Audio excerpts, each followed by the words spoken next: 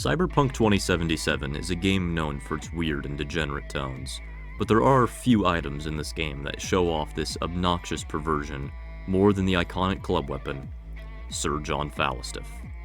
Or, to be more blunt, the dildo pad. Is it possible to beat Cyberpunk 2077 using only Sir John Phallustiff?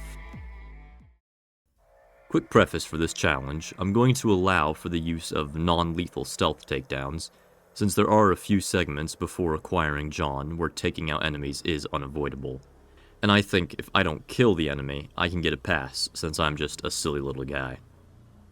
With that out of the way, our first step, creating a character. Our guy is very self-conscious about... well, let's just say this challenge is him compensating for something. Now, our new friend is no coward, so we're playing this game on the difficulty that matches me. Very hard. And the challenge begins.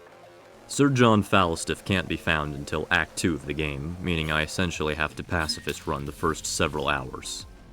I get through the scav den with only non-lethal takedowns, and if you don't fire a single shot at the scavs tailing you during the escape, they crash their van and all die. Continuing to speed through the first chapter, we talk to some important people, including my future acquaintance, Meredith Stout. Remember her, she'll be important later. I orbit Jackie while he fights through the All Foods, and we're off to begin the heist. We sneak out of Konpeki Plaza without any bloodshed. Jackie, you're bleeding! And during our escape, we reach our first roadblock. The drones chasing the car have to be taken out. I tried everything I could think of to avoid having to shoot them, but if you don't manage to stop them in time, the game will just kill you. So here I pull out my first excuse card. These are robots. They don't have feelings. Their deaths do not matter. Shoot them down. With that little hiccup out of the way, we move on to our next immediate problem. Unfortunately, in the following segment, we play as Johnny Silverhand, where we're forced to use a mounted machine gun and Johnny's pistol.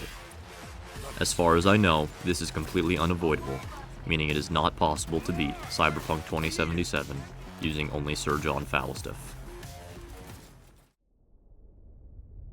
However, since this segment is not only a memory, but the memory of someone who isn't even our player character, I'm going to pull out a second excuse card here and pretend this failure does not count. After waking up from our Johnny dream, we have to take out more pursuing enemies in another vehicle segment. Thankfully here, I can just aim for their motorcycles, and if they just so happen to die in the fiery explosion following, I can't be held responsible for that. Plausible deniability and whatnot. Now, starting Act 2, the waiting game begins. After you finish the heist, if you helped Meredith Stout with Maelstrom, she'll text you with an interesting proposition. And that is exactly what we've been waiting for. After killing some time, we finally get the text, and we're off to the No-Tell Motel. And there it is, the most beautiful thing in all of Night City.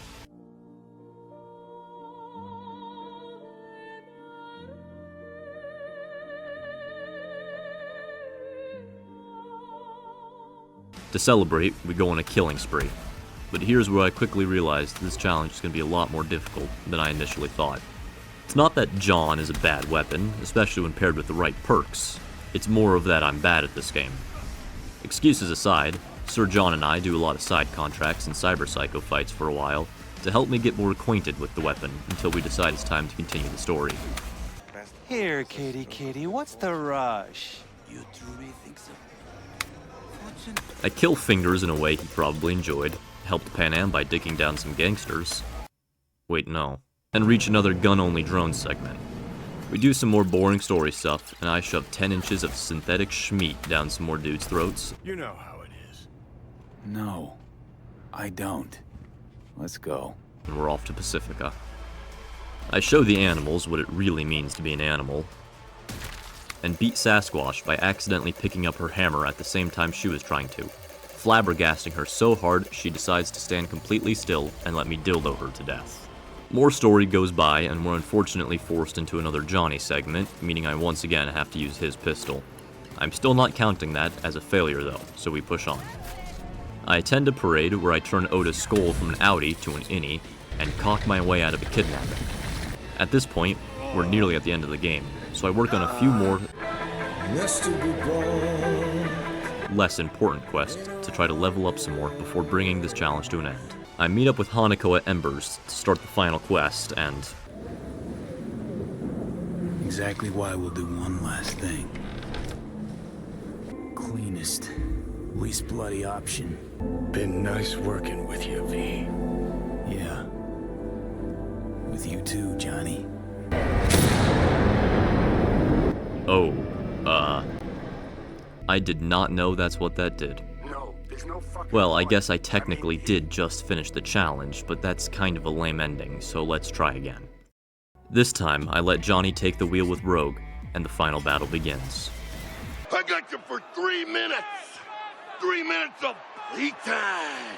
Adam Smasher puts up a good fight, but in the end, Smasher gets smashed by my Smasher.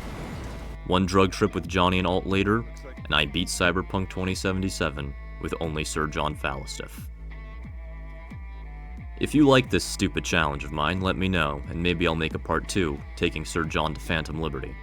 Thanks for watching. You can go away now.